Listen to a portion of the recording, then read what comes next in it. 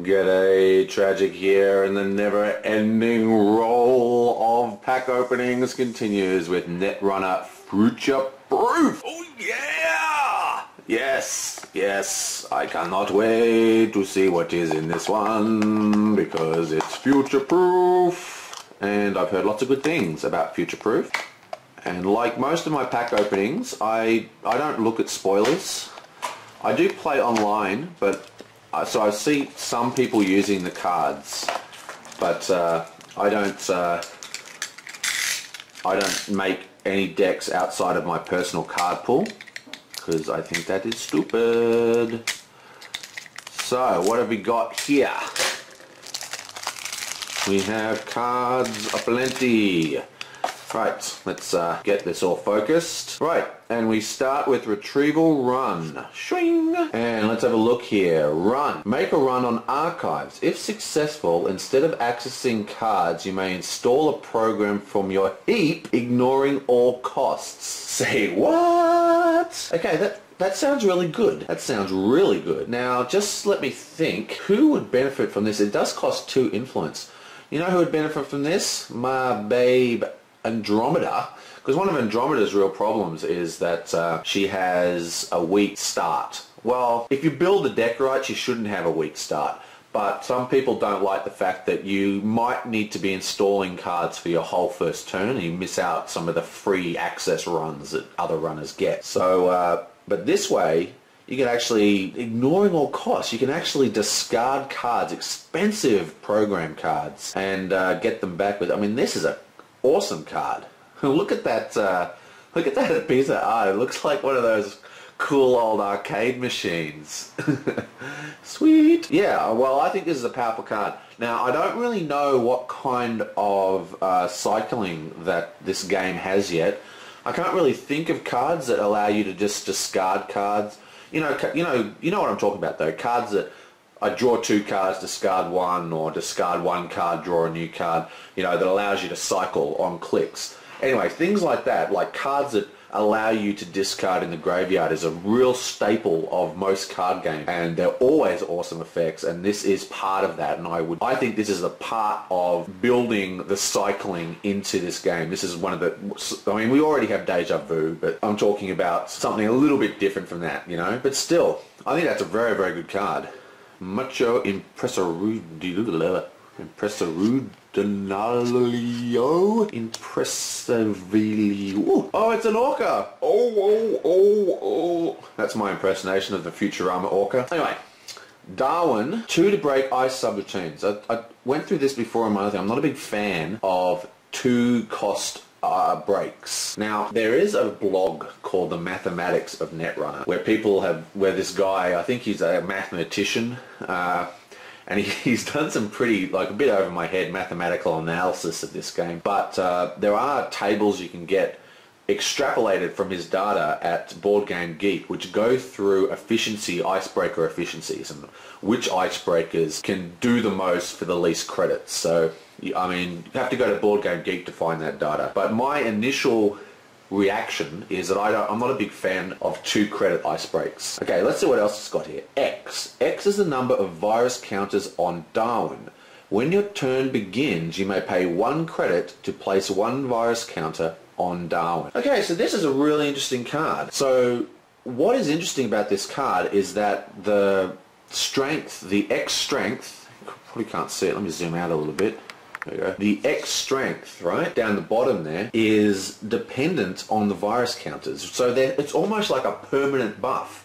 When you spend a credit, you know, it's always spent. It's always going to be that strong. And remember, if you're playing noise, it comes in at 1 strength anyway. If you've got out the piece of hardware, it comes in at 2 strength. And then, you know, I pay 3 and it's got 3 strength. Now, the question is, yeah, that sounds really good. Because what it means is that unlike when you boost strength on normal icebreakers, it does not get removed when you encounter the next piece of ice. This is a permanent effect for the entire run. Now obviously, it might even force virus scans to clear. This seems like a very, very powerful card, and hence why the 2 credits to break. But, you know, people go, well, you know, I can virus scan and get rid of it. But, you know, if you virus scan, man, you're taking away a whole turn from the corporation. I mean, virus scanning is important, but it's not to be taken lightly. It's a whole turn, and, you know, compared to other icebreakers that are costing you, like, you know, 3 or 4 credits every single run, every single ice in a run, this is just one set of, I mean, that seems like a very strong card to me. It's a huge influence cost of 3 though. That's quite heavy. Ooh, what is next? What is next? Data leak reversal.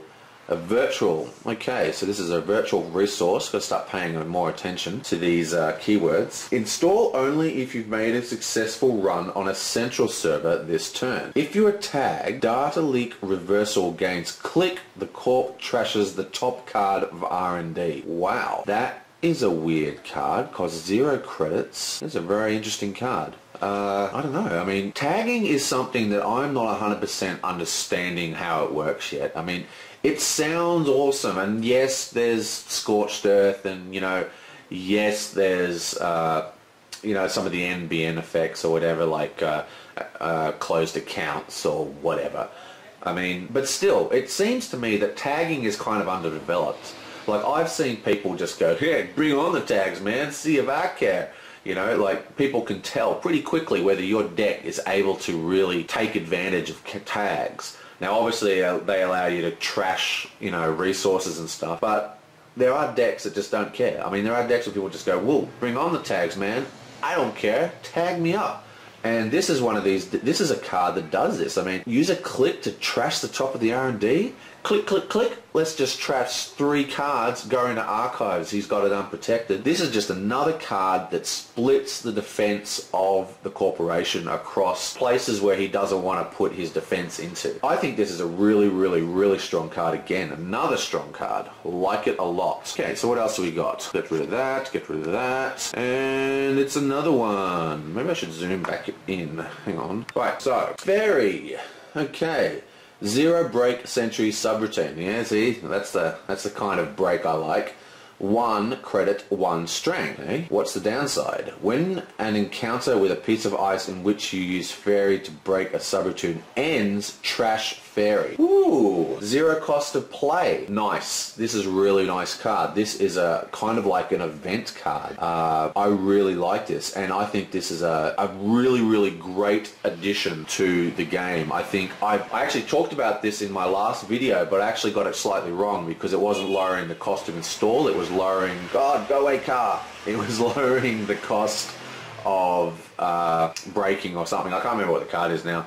But anyway, this is exactly what I was talking about. An icebreaker that is basically an event. You play it and discard it, play it, discard it. You got 3 in your deck, 0, 0, 0. You know, you pull it back out of your deck with whatever the hell this thing's called, Retrieval Run. Yeah, man, I like this. I think this is really, really cool. And this is going to go really, really well in fast, aggressive runner decks. Like, for example, my Andromeda deck, which is basically, yes, I'm all about Andromeda at the moment. She's my baby. But yeah, I mean, the Andromeda deck that I'm playing with at the moment is event-based. It's like, you know, let's forget the idea of having a rig. Let's just do all the stuff with events. And this is just another arsenal on that. And it is a criminal with a 3 cost for influence. So interesting. I do like this card. What else have we got? Mr. Lee! Resource. He's a connection. Click. Draw 2 cards. Add 1 of these cards to the bottom of your stack. Okay, so here you go. Already. This is a cycling card. Now this isn't a yard cycle.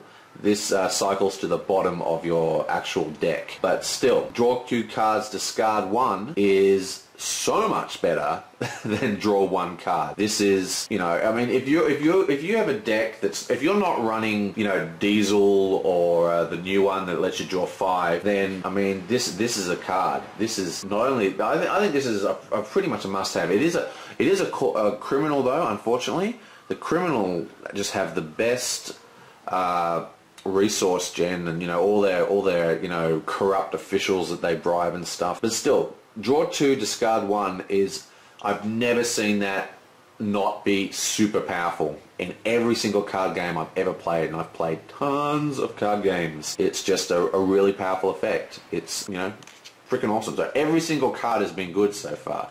So all 3 of those cards are freaking bonkers. What's next? What is next? Indexing. Event. Run on R&D. If successful, instead of accessing cards, you may look at the top 5 cards of R&D and arrange them in any order. This is an interesting card. This is instead of accessing cards. So what does this do for us? 1. Again, another 3 cost splash. My God. Which is probably a good thing because Noise Mill is going to want to use this card. What's this good for? I'll tell you what it's good for. Avoiding snares for starters.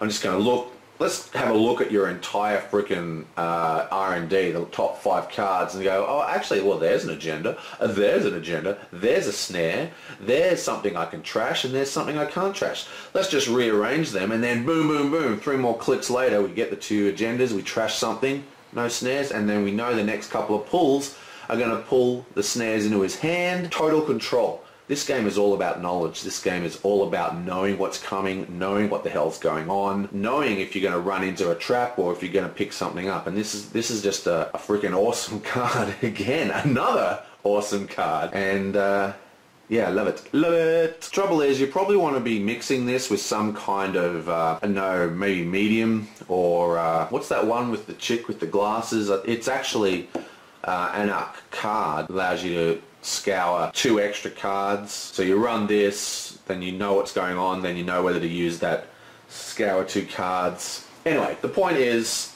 very, very good. And what I was saying before, I mean, rearranging the deck, avoiding traps, knowing what's coming, screwing up his thing, go, well, actually you're unprotected. How about you don't draw any ice for 4 turns? You know, stuff like that. Pretty awesome card. Again, another awesome card. So what else have we got? Now we have R&D interface. Whenever you access cards from R&D, access an additional card from R&D. Okay, so this is a 2 splash. This is quite interesting. This is a little bit like that criminal card, which was access an additional card at HQ. It has been moved to another faction. And again, it is not inside the, what are the orange guys? The orange faction. These guys aren't Anarch. What are these guys? These are Shaper. Green's Shaper and orange is Anarch. Okay, whatever. The point is, a lot of stuff comes from R&D. R&D is something that you should be protecting. You should definitely be protecting it, but you can't always protect it. And R&D is also one of the best places for the runner to go because it's always unknown. You know, you're constantly pulling cards into your hand, so every single turn that it becomes the runner's turn, there's a card that the corporation doesn't know what it is on the top, okay? So that could be an agenda. They can't plan to protect it except for just, you know, playing cautiously and having it already protected. It's not something to go, oh, wait, this is here, so I've got to protect it, blah, blah, blah. So yeah, R&D is a very, very good card, but again, much like what I was thinking with the other one, the one for HQ, and this is definitely better than the one for HQ because it's R&D for starters. But still, why would I use this if I don't have medium?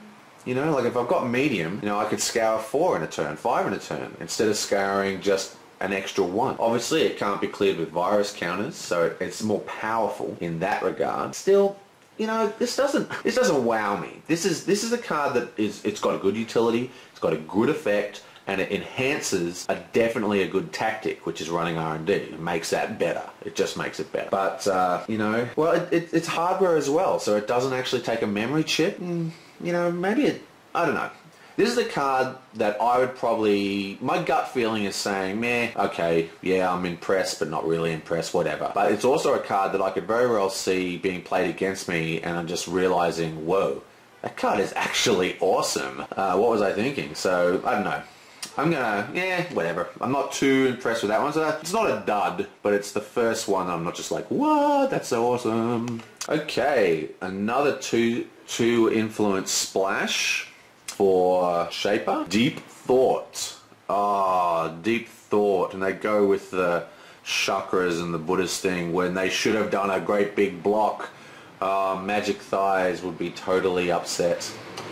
Oh well, us more professional thinking persons would have gone with the Douglas Adams reference, of course. But anyway, whenever you make a successful run on R&D, place 1 virus counter on Deep Thought. If there are, wow, viruses on a Shaper card. If there are at least 3 virus counters on Deep Thought, it gains. When your turn begins, you may look at the top card of R&D. Okay. Yeah, I mean, this is a good card. It does take a memory slot, but then again, memory slots are not really, you know, Shaper's problem. You know, Shaper can often have memory coming out of his ears, or her ears, I guess. Especially, I play Kate quite a bit.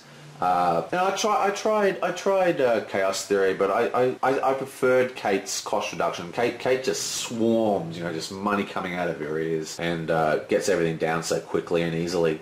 It's got a lot of what I call smoothness to the deck. Like the Kate's decks are really smooth because they can always get things out in time. You know, what they used to call mana curve in Magic the Gathering. You know what I mean? Anyway, so yeah, I don't think memory is a real problem for a Shaper deck, and this is obviously very good. I mean, clicks count, okay? I mean, obviously clicks count, but what I mean is that, I mean, your most valuable resource in this game are your clicks, and this just lets you know, should I bother even trying? Is there anything in there I want to protect? Is this something I want to do? Is this something I don't want to do? Now, what is interesting about this card, which makes it more powerful, is that it says when your turn begins, you may look at the top card, okay? That means it is not exposed to the corporation. The corporation doesn't know whether to protect it or not. Only you know. So I'm all about control. The kind of decks that I like in my card games are control decks. Okay? Call of Cthulhu. I like playing control decks. You know, everything. Magic the Gathering. Fucking, you know, all of them. Basically all of, you know, I play Star Wars. You know, I play all the LCGs currently, and I play most of the CCGs. And the constant theme for me as a card game player are control decks. Being able to manipulate the other player by surprising him, jumping out, changing the way his own deck functions to your whims, that is really fun. And this is a control deck card. This allows you to have an understanding of your opponent's deck, you know. You're peeking at it. It's just, you know, and again, this game is all about, you know, hidden information. And this is just another way of not being hidden. So interesting, fail on the art, but still pretty cool. Okay, what is next?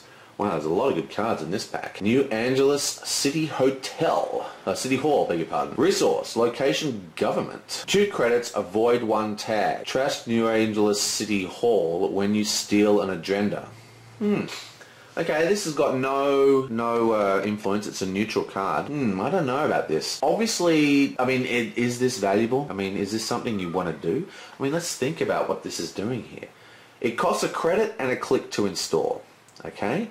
Now, removing a tag is 1 credit and 2 credits and 1 click, right? So already we've spent the click and we spent 1 credit, and now we get to spend another 2 credits. So to get the same effect, we're spending 3 credits and a click, okay? Is that bad? Is that good? Net value, it's worse because you're spending an extra credit. But the power of this card is that that click has already been paid for.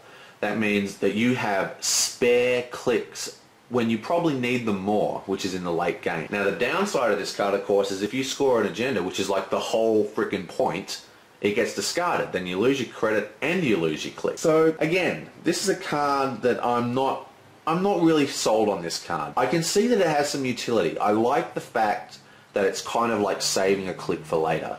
Okay, you're basically paying a credit to be able to save that click. You know, so, oh, I don't really need to click this turn, so I'll cast this. And then ages later, when you need that click, you can go, well, I'll just get tagged on my last click and then pay 2 credits before my turn's over, but it doesn't matter because I don't need a 5th click to do that. That's pretty powerful. Downside is, I mean, if your deck is running, you should be taking agendas, and if you're not taking agendas, you can't win. And if you take an agenda while this is on the table, then it's a waste of clicks. So yeah, I think this is a good card, actually. The more I think about this, the more I like this card. I just think it has some deck piloting skill is needed to really use this card. I mean, you really need to know how your deck functions. You can't just whack this card in and go, oh, I'll draw it, I'll play it. You need to know, well, if I do my run now, I've got a high chance. You know, this is the kind of card that you need to have an idea of how your deck functions, and you know, when's the critical mass when you're going to have enough credits and enough breakers to get in there. You know what?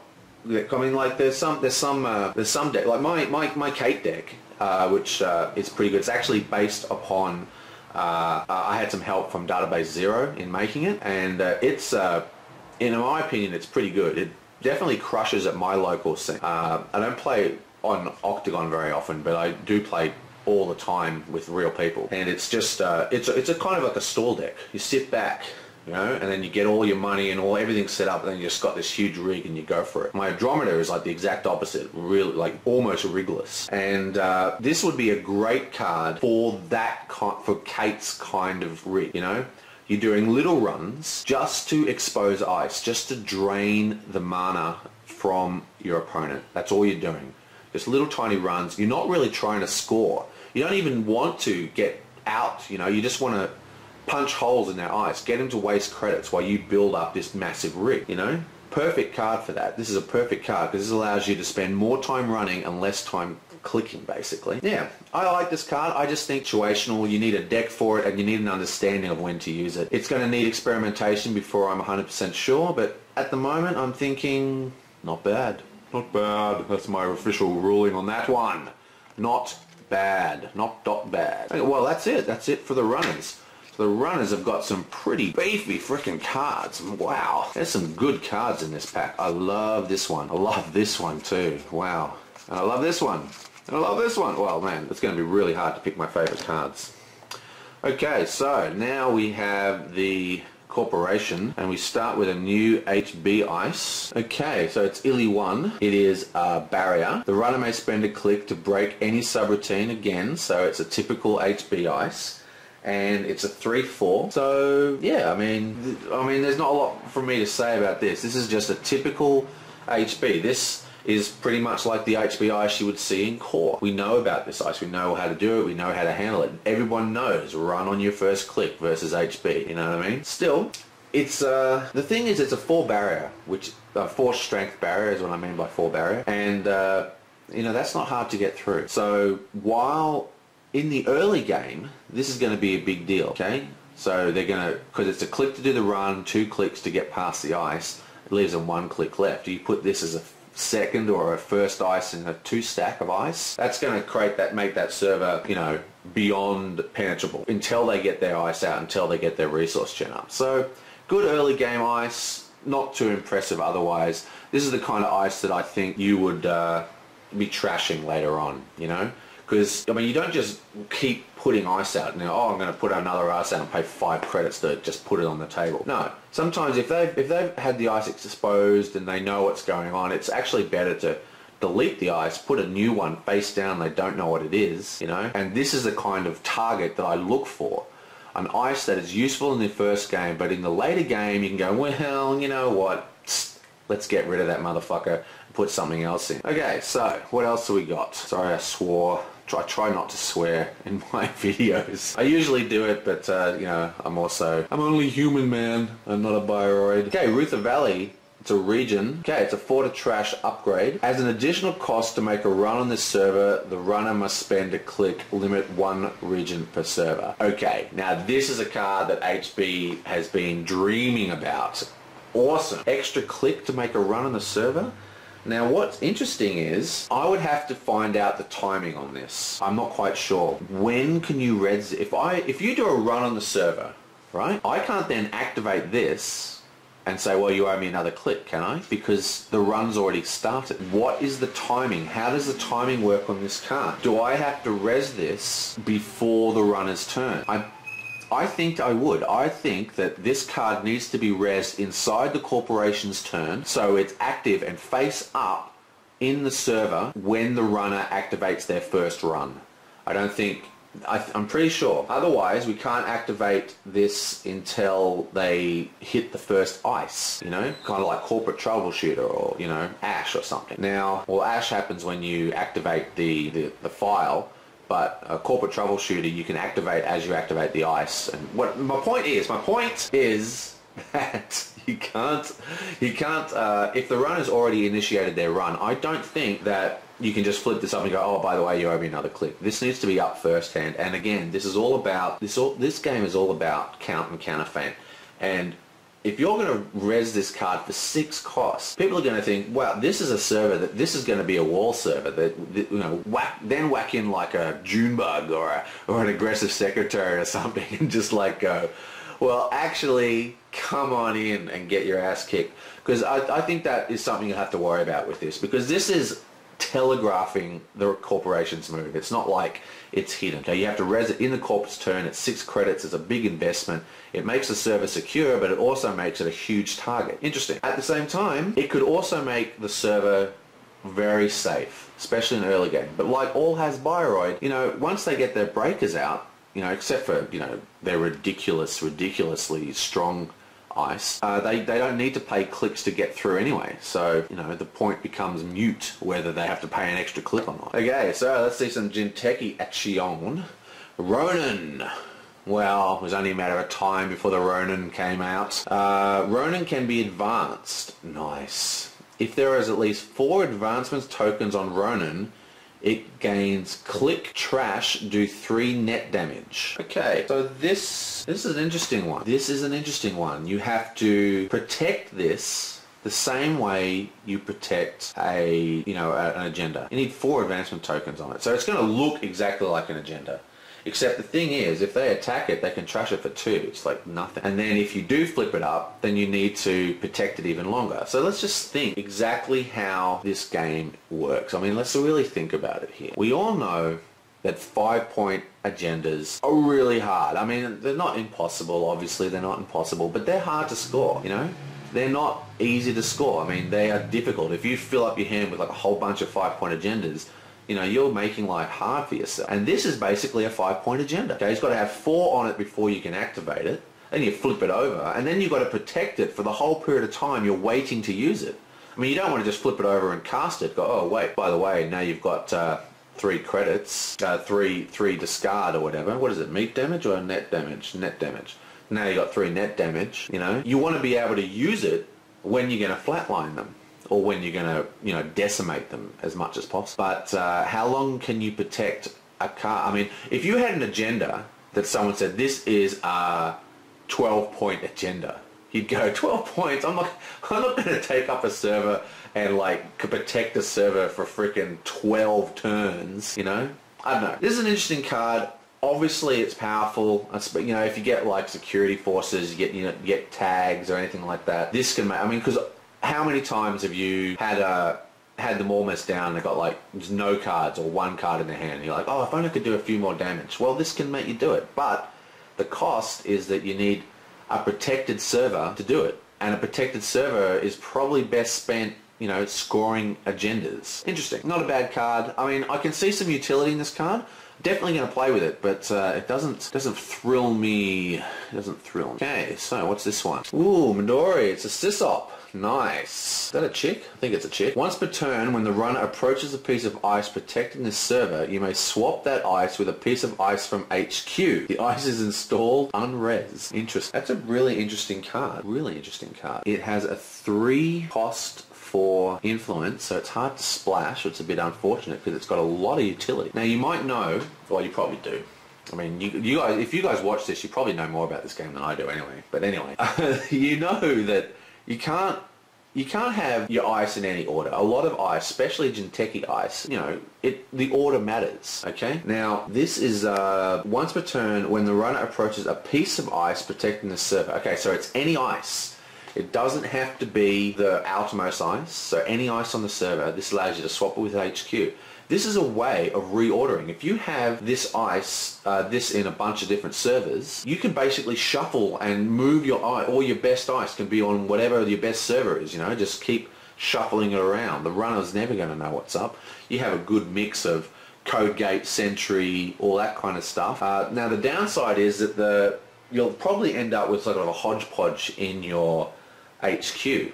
But then again, if you're running Jinteki, your HQ is probably full of snares anyway. So it doesn't matter if that's a little bit less protected. You know, I think this is an extremely powerful card. Oh, wait, it's unique. So, I mean, It still has the rearranging effect, but you know, it's a little bit, it's not quite as good. I mean, you can't have multiple sysops, unfortunately. That would be too awesome. Now, the thing is, protecting the server, you may swap that ice with a piece of ice from HQ. The new ice is installed unres. Now, what I do like about this is that you can move unresed ice, okay? You can move ice that is not, you know, ice that's still face down. So you can, you know, if they expose, they know what's coming. You go, well, actually, you don't know what's coming. Oh, you've used snitch. You know what my first piece of ice is? Well, guess what, mate? You don't know. Back to square one. Oh, wait. Net damage in the face. Yeah, awesome. I really like this card. I think this card is boss. Sweet. Sweet. Sweetness. An NBN ID. NBN's my favorite Corp deck. Your maximum hand size is increased by 1. Is that good? 4012. Wow. So, I don't know if I like this at all. Do I want to give up 2 recurring credits for like less influence and what? So I give up points of influence and 2 credits. So 3 influence and 2 credits for what? 1 extra card in my hand?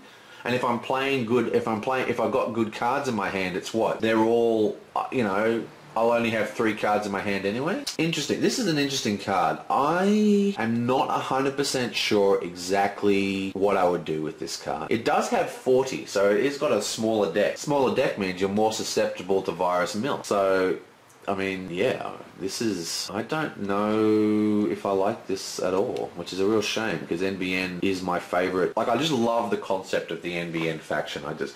Even more than Jinteki. Like, I wanted to like Jinteki when I first saw it. Like, I love the red. The red looks great on the cards and everything. But the more I played the game, the more I just love the idea of NBN. You know, it's... Because, like I said, I'm attracted to control decks and tagging and screwing around with people once they're tagged.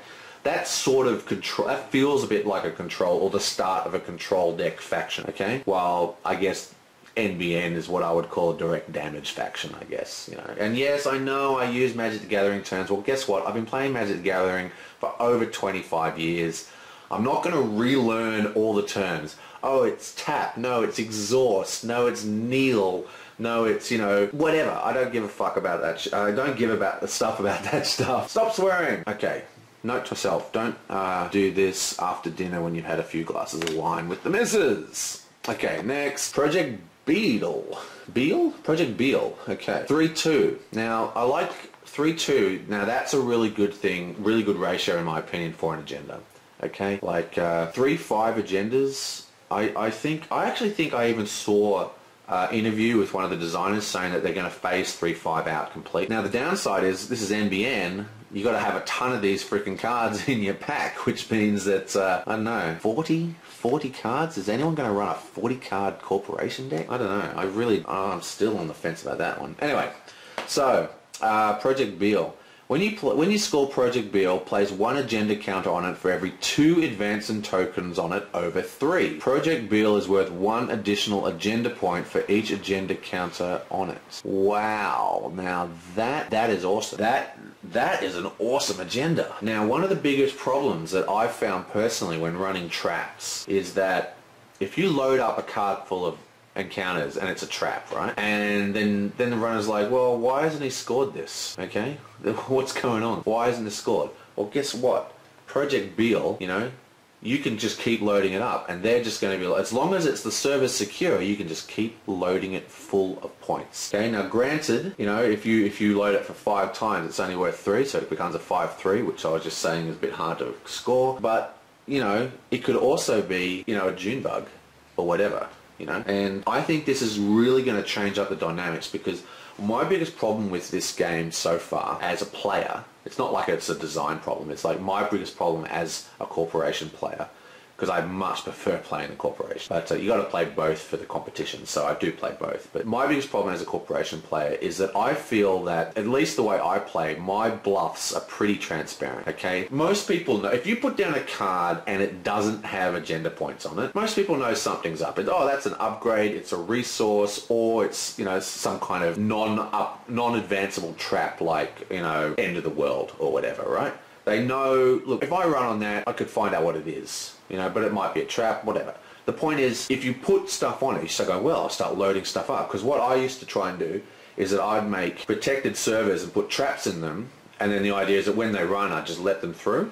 you know, and save the credits on the resin, you know, but, or, you know, you pay for a couple of the cheap ones just to keep them interested in continuing, and then you don't res an expensive one or whatever. But the point is, if they don't run on that server, you've basically got a big massive sign saying, whoop, whoop, whoop, this is a trap. But Project Beetle, this allows you, the runner, to never be sure. If you have a long-lasting agenda or something that seems like an agenda, it's been on the table since the beginning of the game, it's just constantly getting more and more and more tokens on it, and you suddenly go, boom, oh wait, it's actually Project Beetle. Or if they do end up getting scared and running it, you just go, boom, actually it's a secretary. Die, scum runner. Love it. I love that card. I think that's really cool. Definitely going to try and put that in my deck. But again, can't protect it. It's useless, isn't it? Okay, so mid-season replacements. Okay, that's what we're in now. It's into Game of Thrones. Must be the only person on the planet who doesn't like that TV show. Anyway, but yeah, all the TV shows are coming to the end. Oh, it's time to break out the Star Trek collection. Operation. Play only if the runner stole an agenda during her last turn. Trace 6. This is excellent. This is the kind of power creep that I like to see. I really think the traces, the base trace strength of a lot of the effects in this game need to be way higher. Trace 2, no one cares about Trace 2. I mean, it's not uncommon for a runner to get 5 or 6 link, you know, by mid-game. Yeah, Trace 6, much more like it. If successful, give the runner tags equal to the amount by which the trace strength exceeded his or her link strength. Wow, 5 credits though. But still, that is excellent. Why is that excellent? Well, when you're tracing, you have to do some mathematics, right? Now remember, the credit pools are known quantities. You can't hide your credit pool. So the corporation goes, I've got this much credits, he's got that much credits. If I play this much, he's going to pay that much. But the thing is, if you spend more credits than 2 credits higher for the runner, because remember, the runner can get rid of the tag for 2 credits. So if they're in a pinch, if they've got problems with cash flow, a lot of them will just go, well, I'll take the tag, right? And then I will just spend 2 credits, and that way it saves money. You know what I mean? Like if you're going to exceed their credit value by like 8 credits, and they're like, well, 8 credits, stuff that, I'll just take the tag and then get rid of the tag for 2. You know, I've just saved myself like 6 credits there. So now, obviously, this is an operation, so this happens in the corporation's turn. So they use a click, they cast this, they trace you. They got 2 clicks to do trashing, or you know, probably send out. What's the one? I can't remember. It's a neutral card. It's awesome. I have it in my NBN deck, and it allows you to trash 2 resources for 1 click. But anyway, so obviously it's going to be more dangerous. They're going to, unlike like if you're running and you're running on your first or second click, and you've got 2 clicks up your sleeve, you're going to go, well, whatever. Take the tag, 2 credits and untap. So not only is this an operation, not only does this give the runners, you know, panic stations. If I'm tagged, the corporation is going to do some freaky shit to me. And it is NBN, so we could be running closed accounts, so his credits might be meaningless. You know, oh, you saved up a lot of credits. If you know, what's the point of saving anymore when I can just close it? But even more so, if you pump the hell out of your trace, then they get 1 tag. They might get 6 tags. Wow, you know, seriously. I like this card. Now, you know what's interesting though? There is an event. I'm going to hang on for a second. Let me just go. Where's my cards?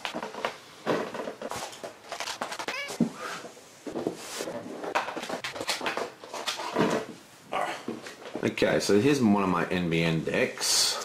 Well, this is my NBN deck. Now, somewhere in here is... here it is.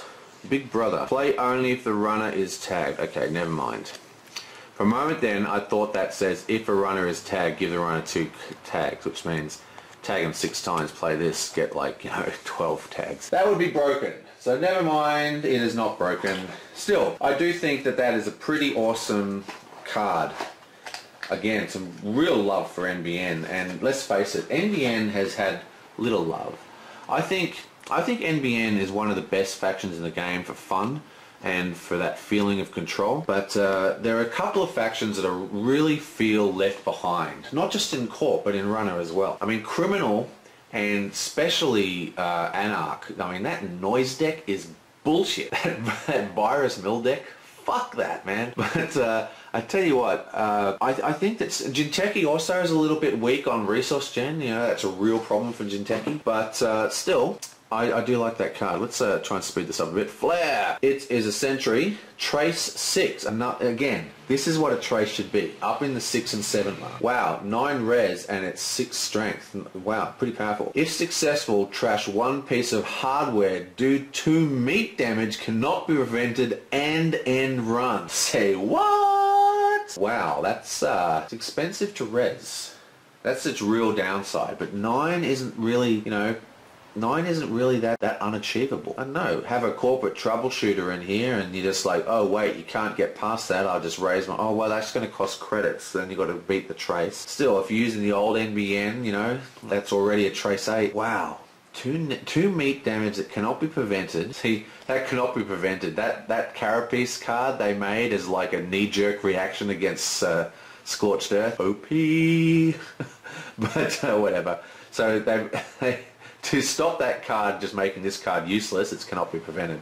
But still, that's a really powerful ice. And that's something that NBN needs. NBN doesn't have a lot of strong end-of-line effects. So, wow, I do like that, but it's expensive. I prefer cheap ice. And now Wayland, my Wayland deck is kind of on the outs. I've really lost. Katie Jones basically hard countered the way I play Wayland Ice Advance. It just completely...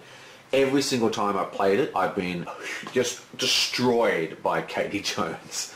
So I'm pretty sure I'm going to dismantle it and bastardize the cards for a new deck. But anyway, let's see what else Wayland's got in the last pack. Maybe it's going to resurrect it. It's a hostile asset. If the runner is tagged, dedicated response team gains whenever a successful run ends due to net meat damage. Okay, 2 meat damage. That can be prevented by Carapace. Interesting. Cool little drawing. You know, I've never noticed that the upgrade drawings are upside down. Are they all upside down, or is that just that one? Weird. Anyway, okay, so yeah, it's a 3. Ooh, it's a 3 to splash. Yeah, I mean, this is a good card. I like this card. I like what this card's doing. The problem is, at 3 to trash, it's, you know, it's a no-brainer. They're just going to trash it. So you're not going to get, oh, beg your pardon, you're not going to get a lot of extra value out of this. But I do like that it's, well actually no, it's an asset. It's not an upgrade. Yeah, I don't know. Interesting, this doesn't really wow me actually. I think it's pretty cool, but meh. I give that a solid MEH. Okay.